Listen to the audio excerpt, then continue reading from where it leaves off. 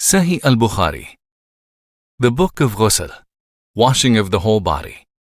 The statement of Allah: if you are in a state of janaba, that is, after a sexual discharge, purify yourselves, bathe your whole body. But if you are ill or on a journey, or any of you comes from answering the call of nature, or you have had been in contact with women, that is, sexual intercourse, and you find no water, then perform tayammum, with clean earth, and rub therewith your faces and hands. Allah does not want to place you in difficulty, but He wants to purify you and to complete His favor to you, that you may be thankful. Quran, chapter 5, verse 6. And also the statement of Allah: O you who believe, approach not as-salah, the prayer, when you are in a drunken state until you know the meaning of what you utter, nor when you are in a state of janaba, that is, in a state of sexual impurity, and not have yet taken a bath, except when traveling on the road without enough water, or just passing through a mosque, till you wash your whole body. And if you are ill or on a journey, or one of you comes after answering the call of nature, or you have been in contact with women by sexual relations, and you find no water, then perform tayammum with clean earth, and rub therewith your faces and hands, tayammum. Truly, Allah is ever oft pardoning, oft forgiving. Quran, chapter 4, verse 43. Chapter on the performance of ablution before taking a bath. Narrated Aisha, may Allah be pleased with her, whenever the Prophet, peace be upon him, took a bath after janaba, he started by washing his hands and then performed ablution like that for salah, prayer. After that, he would put his fingers in water and move the roots of his hair with them, and then pour 3 handfuls of water over his head, and then pour water all over his body.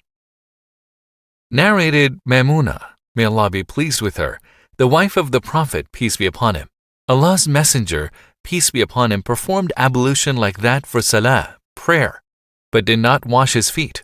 He washed off the discharge from his private parts, and then poured water over his body. He withdrew his feet from that place, the place where he took the bath, and then washed them.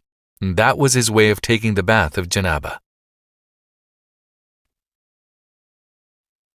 Chapter on taking a bath by a man along with his wife. Narrated Aisha, may Allah be pleased with her, the Prophet, peace be upon him, and I used to take a bath from a single pot called fadak. Chapter on taking a bath with sa' of water or so.